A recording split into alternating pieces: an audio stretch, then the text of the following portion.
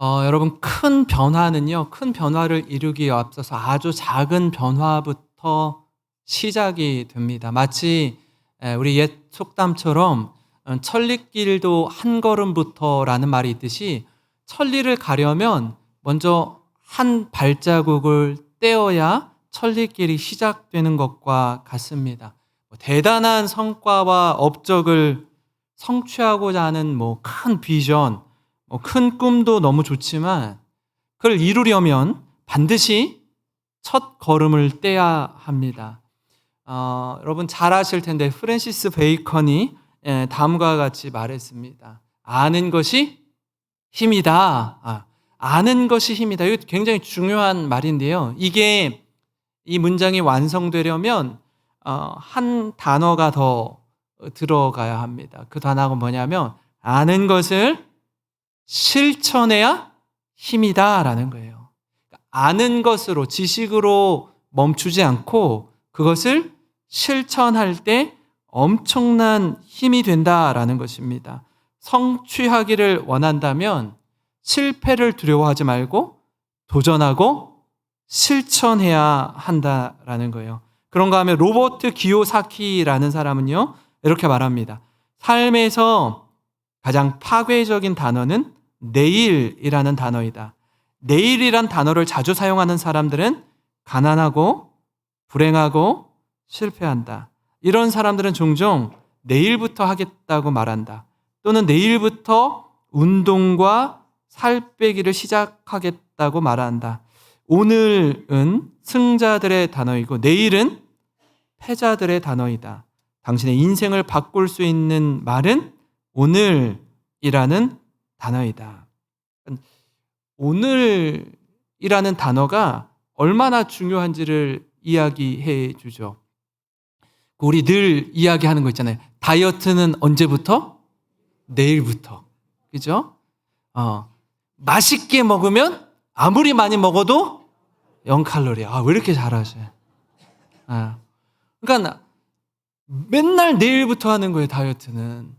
오늘, 지금, 당장 시작해야 되는데 자꾸 미루는 겁니다. 여러분, 미루는 게 습관이 된 사람, 도전하지 않고 관망하는 사람은 늘 그렇게 다른 사람이 어떻게 하는지만 이렇게 바라보는 옵저버로, 관찰자로만 살아가게 됩니다. 여러분, 오늘 우리가 함께 읽은 말씀은요, 이스라엘 백성들이 이제 애굽에서의 종살이, 노예 생활을 갈무리하고 전혀 새로운 삶으로 나아가는 과정 가운데 있습니다. 430년 노예 생활한 것도 그런데 출애굽해서 가나안 땅에 들어가기까지 또 몇 년의 광야 생활이 있었죠? 40년에 있었으면 470년이 지나는 시간이에요. 조선 왕조 500년. 어마어마한 세월이 흘렀는데 이게요, 노예 생활도 대를 이어서 430년을 하다 보면요, 이게 종의 습성, 이 노예의 습성이 몸에 배어 있습니다. 대대로 흘러내려오면서. 근데 하나님이 모세를 통해서 이스라엘 백성들에게 이렇게 말씀하시는 거예요. 더 이상은 이렇게 살면 안 된다. 너희가 들어가게 될 가나안 땅, 젖과 꿀이 흐르는 땅에 들어가서 늘 살던 대로, 늘 하던 대로 노예의 습성에 젖어서 살면 안 된다. 그곳에 들어가서는 앞으로 이렇게 살아야 한다라고 가르쳐 주는 거예요. 전에는 그렇게 살았지만 이제는 그렇게 살면 안 된다라는 거예요. 이제는 달라져야 한다. 이제는 새로워져야 한다라고 하나님이 우리에게 도전하고 있습니다. 그것이 저들을 애굽에서 건져주신 하나님의 뜻이요, 하나님의 진심입니다.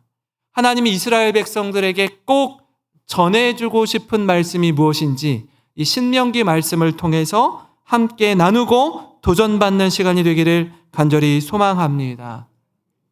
그렇게 과거의 삶을 뒤로하고 이전의 삶을 청산하고 새롭게 변화를 갈망하는 자에게 주시는 말씀, 그 첫 번째는요, 하나님의 말씀을 귀로 듣고 행하라는 것이에요. 실천하라는 겁니다. 신명기 말씀을 여러분 1장부터 이렇게 쭉 읽다 보면요. 야, 계속해서 반복하면서 하나님 주시는 메시지가 있어요. 아니, 이거 아까 했던 말씀인데, 앞장에서 들었던 말씀인데, 왜 또 이야기하지? 왜 이렇게 반복하지? 여러분, 반복은 뭐죠? 반복은? 강조예요, 강조. 강조하려니까 했던 말 또 하고, 했던 말 또 하고, 반복하는 겁니다. 무한 반복하는 것 같아요. 왜 반복하냐면, 하나님의 백성된 자들이 가나안 땅에 들어가서 하나님 나라를 이루며 살아갈 때에 다른 이야기 듣는 것이 아니라 하나님 말씀에 순종하며 살라는 거예요.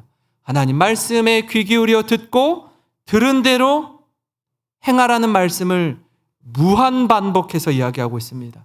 오늘 말씀도 그 말씀의 일부인데요. 1절과 2절입니다. 이는 곧 너희 하나님 여호와께서 너희에게 가르치라고 명하신 명령과 규례와 법도라. 너희가 건너가서 차지할 땅에서 행할 것이니 곧 너와 내 아들과 내 손자들이 평생에 내 하나님 여호와를 경외하며 내가 너에게 명한 그 모든 규례와 명령을 지키게 하기 위한 것이며 또 내 나를 장구하게 하기 위한 것이라.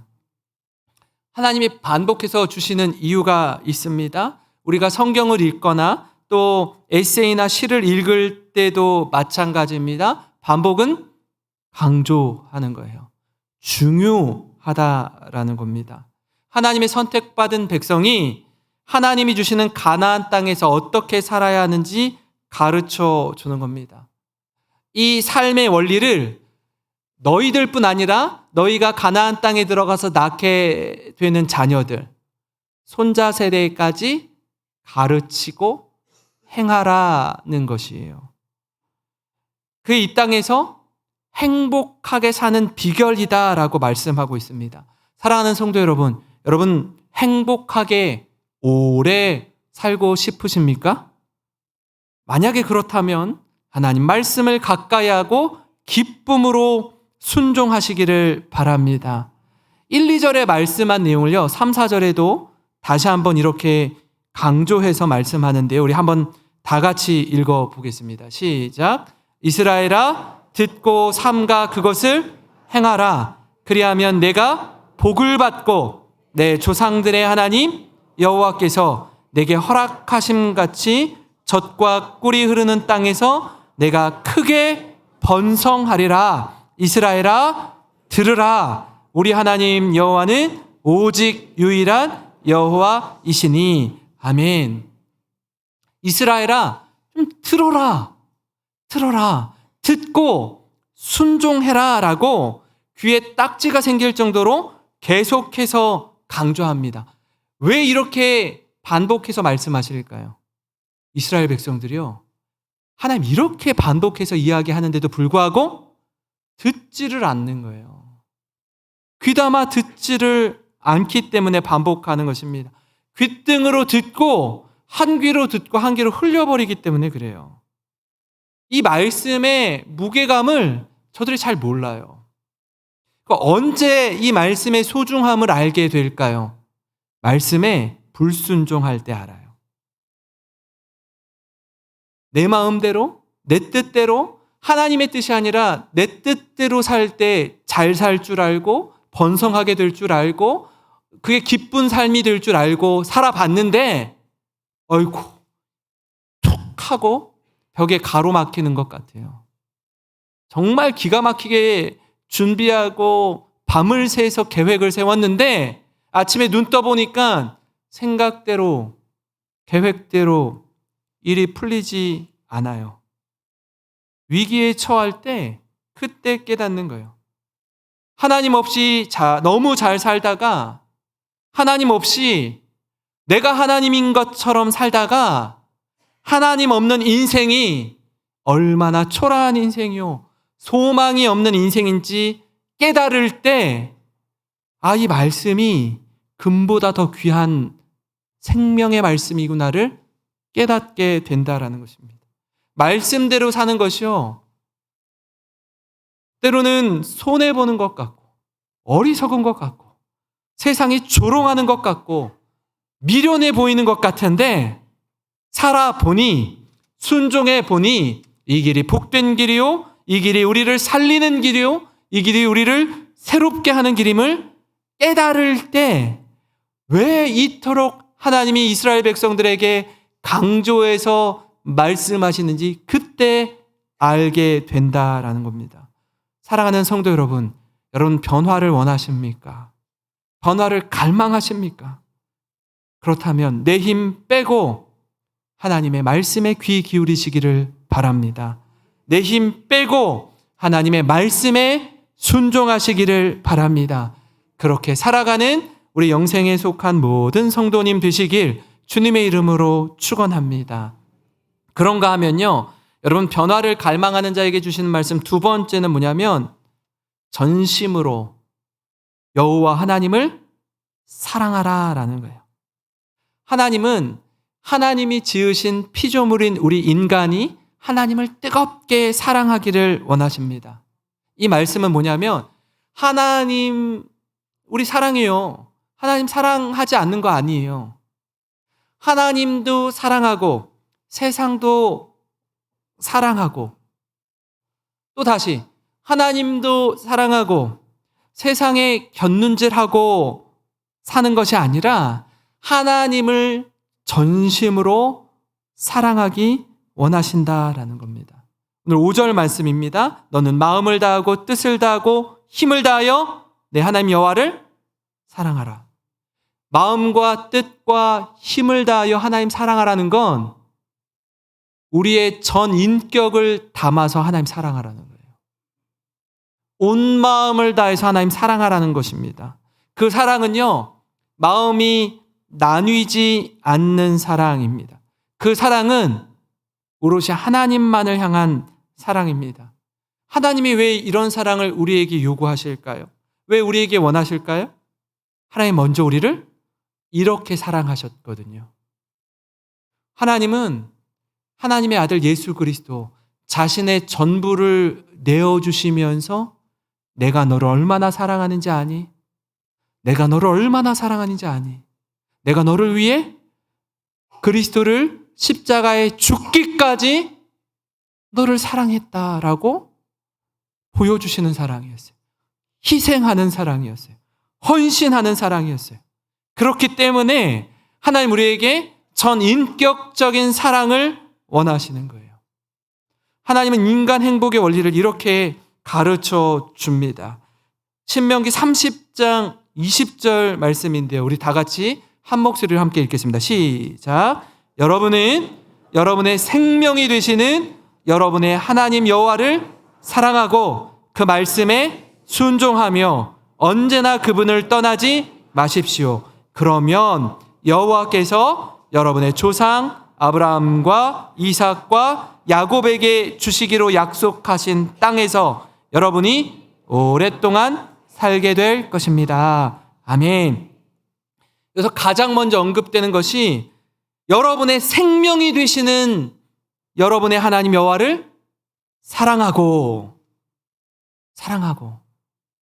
하나님을 사랑하면요, 하나님 말씀에 순종하게 되어 있습니다. 사랑하면 순종해요. 사랑하면 하나님 곁에 오래 머물려고 합니다. 사랑하면 오래 사는 약속을 해주고 있습니다.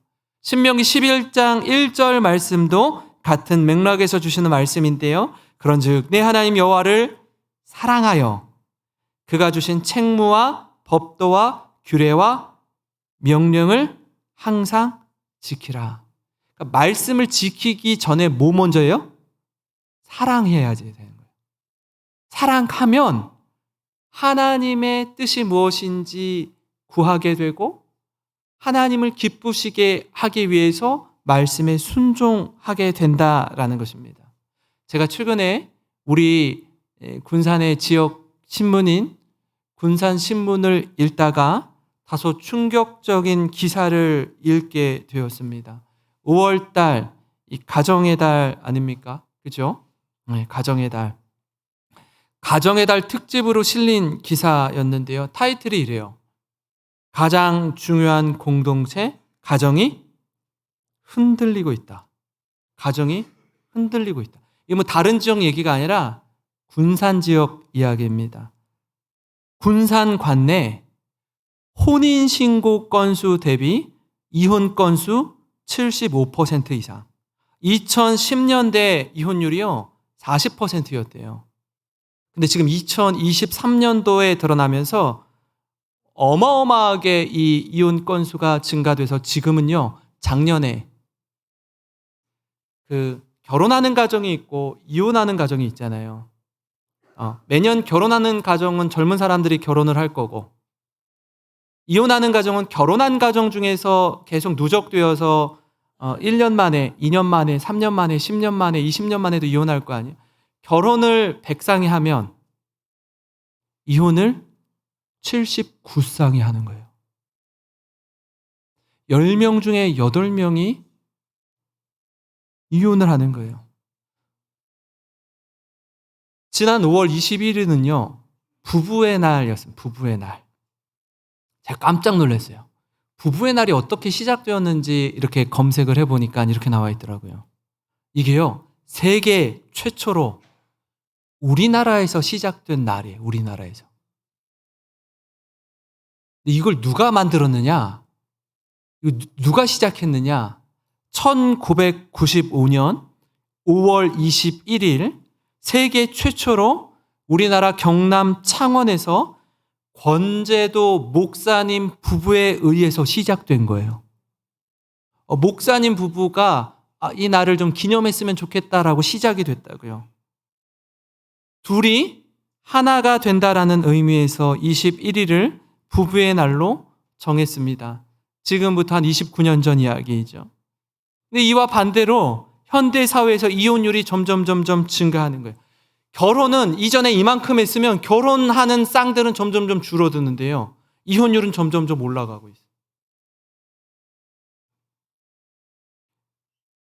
2023년도 한 해 군산에서 혼인신고 건수는 776건으로 점점 결혼 건수가 줄어들고 있대요. 근데 이혼 건수는 작년에 615건으로 늘어나서 혼인신고 건수 대비 이혼신고 건수가 79%라는 겁니다. 100쌍이 결혼하면 79쌍이 이혼하는 셈입니다. 왜요? 전에는 그렇게 사랑해서 결혼했는데 이제는 그렇지 않은 거예요. 그리고 우리 마음이 바뀌는 거예요. 상황이 변하고 마음이 흔들리는 겁니다. 다시 말씀을 보면 우리의 문제는요, 사랑하지 않는 것에 있어요. 여기서 사랑하지 않는다라는 말은 뭐냐면 하나님보다 세상을 더 사랑하는 걸 말합니다. 하나님을 전혀 사랑하지 않는다는 말이 아니에요.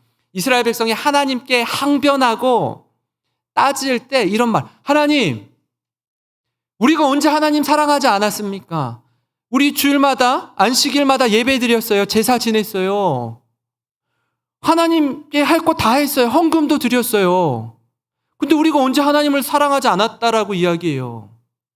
이렇게 항변하거든요. 하나님 뭘 하시냐면, 아니, 하나님도 사랑하고 세상도 사랑하고 하나님도 사랑하고 네가 좋아하는 또 어떤 우상도 사랑하고 양다리 걸치지 말라는 거예요. 내 아내도 사랑하고 옆집 아내도 사랑하고. 이 말이 돼요? 그럴 수가 없어요. 그럼 내 아내가 당신은 참 사랑의 폭이 넓구나. 나만 사랑하는 것으로 부족해서 옆집 아줌마도 사랑하는 거. 그렇게 아내가 반응해요? 그럴 수가 없는 거예요, 그거는요. 한 사람을 사랑하기로 했으면 지구의 절반 이상 되는 다른 여자들에게는 눈을 돌리지 않기로 하는 거예요. 한 남자를 사랑하기로 했으면 지구의 절반 이상 되는 남자를 사랑하지 않고 이 남자만을 사랑하겠다라고 하는 거예요. 하나님이 우리에게 요구하시는 사랑도 그런 사랑인 거예요. 이 말씀을 보면 마치 하나님이요, 사랑을 독차지하려는 것처럼 보여요. 나만 바라보라는 사랑처럼 들립니다. 맞아요, 그게. 그렇습니다. 하나님 우리에게 그런 사랑을 요구하시는 거예요. 그런 사랑을 요구할 수 있는 분입니다. 예수님을 통해서 우리를 얼마나 사랑하시는지 먼저 보여주셨기 때문에 하나님 자신의 전부를 내어주셨습니다. 생명을 주셨어요. 그 사랑을 받은 우리가 하나님을 전심으로 사랑하길 원하십니다. 사랑하는 성도 여러분, 인생의 변화를 원하십니까? 그렇다면 전심으로 하나님을 사랑하시기를 바랍니다. 세상의 그 어느 누구보다, 그 무엇보다 하나님을 사랑하시기 바랍니다. 그렇게 사랑할 때에 여러분 인생 가운데 놀라운 변화를 경험하게 될 것이에요. 사랑하면 달라집니다. 사랑하면 새롭게 됩니다. 그 사랑의 은혜를 맛보는 모든 성도님 되시길 주님의 이름으로 축원합니다. 마지막으로요, 여러분, 변화를 갈망하는 자에게 주시는 말씀 세 번째는 뭐냐면 말씀을 삶으로 가르치는 것이에요. 하나님의 말씀을 충분히 귀로 듣고 말씀하시는 하나님을 인격적으로 사랑한다면 우리만 말씀에 순종하는 것으로 그치지 않고 그것으로 멈추지 않고 우리 다음 세대 자녀들에게 하나님의 말씀을 어떻게 지켜야 하는지, 어떻게 순종하며 살아야 하는지 자녀 세대와 손자, 손녀 세대에게 가르쳐야 한다라는 거예요. 그러니까 우리 신앙이 우리 세대에 머무르는 것이 아니라 다음 세대로 흘러 넘쳐야 한다라는 겁니다. 그것이 하나님 우리에게 주신 사명입니다. 이 사명을 감당할 때 가정이 든든히 서요. 가정이 평안해집니다. 가정마다 작은 천국을 경험하게 됩니다. 6절과 7절 말씀 보시면 이렇습니다. 오늘 내가 내게 명하는 이 말씀을 너는 마음에 새기고 내 자녀에게 부지런히 가르치며 집에 앉았을 때에든지 길을 갈 때에든지 누워있을 때에든지 일어날 때에든지 이 말씀을 강론할 것이며, 가장 먼저 하나님의 말씀을 부모 세대인 우리 마음에 새기를, 마음에 새기라고 가르쳐요.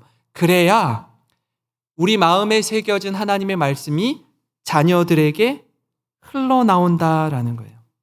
최근에 제가 제자훈련생들과 함께 장항에 있는 송림숲에 다녀왔습니다. 바닷가에 가니까 바람이 엄청나게 많이 불더라고요.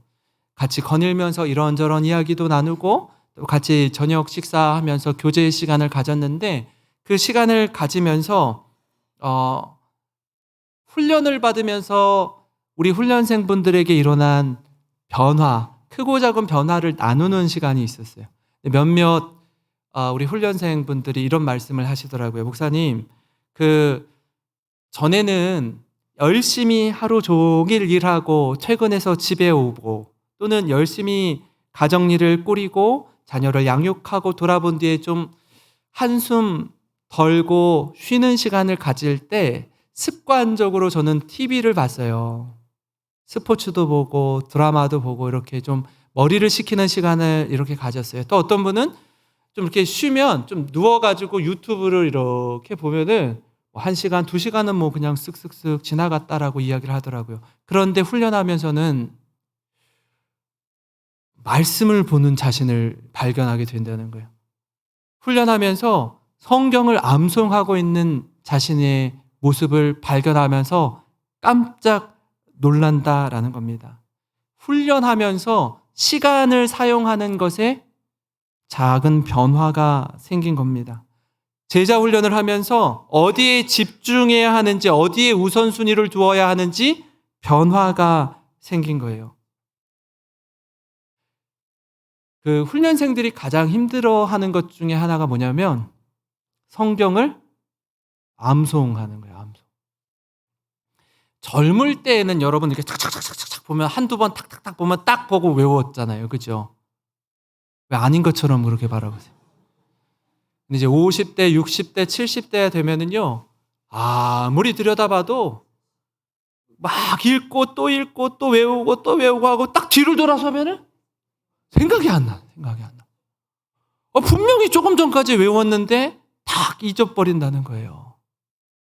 그래가지고 훈련 받을 때 제가 이렇게 몇몇 분에게 이렇게 집사님, 권사님, 장로님 한번 암송해 보세요 이렇게 하거든요.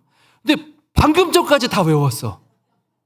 근데 제가 목사가 집사님 한번 암송해 보실까요? 이 말을 딱 듣는 순간 갑자기 외워졌던 말씀이 하나도 생각이 안 난대요. 갑자기 머리가 하얘지는 거예요. 분명히 조금 전까지 외웠는데 이게 안 외워지니까 외우기 위해서 애를 쓰고 노력을 하는데요. 어떤 집사님은 그 화장실에서 일 볼 때 딱 이렇게 내 눈높이에 딱 맞는 데다가 성경 암송, 이번 주에 성경 암송 구절을 다 거기 붙여놓는 거예요. 그래서 이 말씀을 암송하려고 설거지를 하잖아요. 설거지를 하면서 내 눈에 보이는 거기에다가 말씀 카드를 딱 붙여놓는 거예요. 그것도 안 되니까 이제는 거울 화장하면서 화장대 거울에다가 그 말씀을 딱 붙여놔요. 직장에 가서 책상 앞에다가 말씀을 붙여놓는 거예요. 왜요? 안 외워지는 거예요. 안 외워져요. 오늘도요, 성경 암송 시험이 있는 날이에요, 오늘이. 그래서 우리 훈련생들이 열심히 암송하고 있을 거예요. 왜냐하면 암송을 못하면 벌금을 내야 돼, 벌금을. 벌금을 내야 되기 때문에 돈을 벌려면 외워야 돼요, 말씀을. 말씀을 얼마나 열심히 외우는지 모릅니다. 말씀이 우리 마음에 있어야 일상을 살아갈 때 그 말씀이 삶으로 작동이 되고 연결이 돼요. 말씀이 우리 안에 충만해야 위기의 순간에 말씀이 작동하는 거예요. 그래서 자꾸 말씀을 입술에 채워 넣는 겁니다. 암송하는 거예요. 성경을 늘 들고 다닐 수 없잖아요. 그래서 어떻게 해요? 마음에 새기는 거예요. 마음에 새기는 게 안 되면 눈에 띄는 곳에 말씀을 새기라고 성경이 이야기하고 있어요.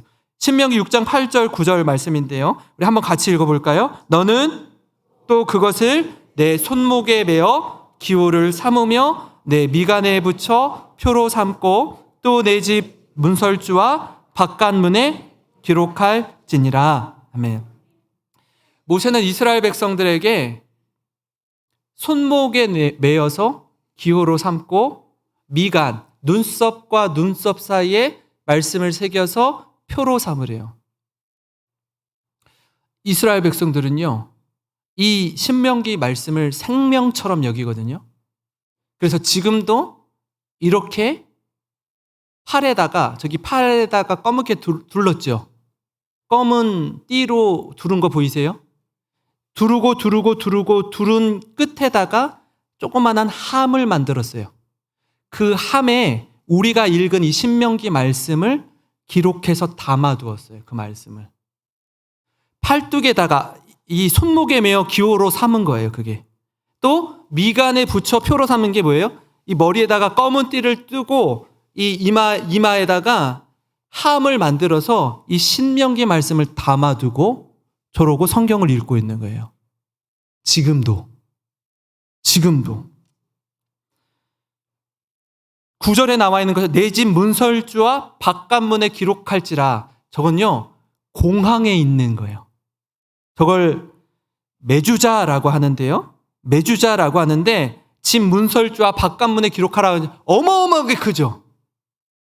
저 말씀의 두루마리를 신명기 말씀 6장 4절부터 9절까지 또 11장 13절부터 21절까지 말씀을 기록해서 저건 호텔에 붙여놓은 거예요. 호텔 문설주에 담벼락에 붙여놓은 거예요. 집에다도 저렇게 붙여놔요.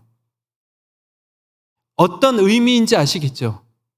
어떤 의미인지. 우리가 화장실에 붙여놓고 화장대 거울에 붙여놓고 설거지하면서 여기 주방에 붙여놓고 하는 거랑 같은 거예요, 사실은. 왜요?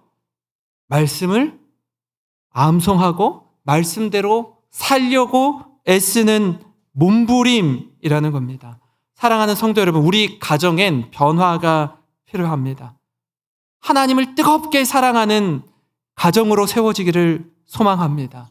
여러분, 그런 갈망이 있는 분들은요, 부모 세대인 우리부터 하나님의 말씀을 귀담아 듣고 행하는 일에 본을 보이기를 소망합니다. 그렇게 할 수 있는 근거는 하나님을 뜨겁게 사랑할 때 가능한 거예요. 하나님을 뜨겁게 사랑할 때. 그 김장한 목사님 아들 김요셉 목사님이라고 있어요. 수원에 목회를 하고 있는데 그분이 쓴 책이 있어요. 삶으로 가르친 것만 남는다. 책 제목이에요. 삶으로 가르친 것만 남는다. 아무리 말로 아이들을 윽박지르고 아이들을 체근해봤자 소용이 없다라는 거예요. 엄마 아빠가 하나님 사랑하고 하나님 예배하고 하나님을 찬양하고 하나님 앞에 기도하는 그 뒷모습을 보여줄 때 자녀들은 자연스럽게 삶으로 가르친 그 모습 그대로 따르게 되어 있다라는 겁니다. 하나님을 사랑할 때 말씀이 삶으로 연결이 되는 겁니다. 저는 우리 영생교회 자녀 세대가 이처럼 이 자리에 계시는 우리 부모 세대의 뒷모습을 보고 아름답게 배워나가기를, 그 신앙이 자녀에게 계승되기를 간절히 소망합니다. 말이 아니라 저 말 좀 잘하죠. 입만 살아서 말만 잘하는 사람이 아니라 그리스도인들이 말을 그렇게 잘한대요. 넌 크리스천들이 하는 말이에요. 예수쟁이들이 말은 기똥차게 잘한대요. 말은 그냥 정답은 딱딱 얘기한대요. 근데 너무 싫대. 왜요? 말만 잘해서 말만. 말한 대로 실천을 안 한대요. 말이 아니라 삶으로 살아내는 실력을 키우기를 바랍니다. 말했으면 말한 대로 살아보는 거예요. 아까 서두에 말씀드린 것처럼 목사님 내일부터 그렇게 하겠습니다가 아니라 오늘부터 그렇게 살아갈 때에 놀라운 변화가 일어날 줄 믿습니다. 그 변화를 함께 나누고 누리는 모든 성도님들의 가정 되시길 주님의 이름으로 축원합니다.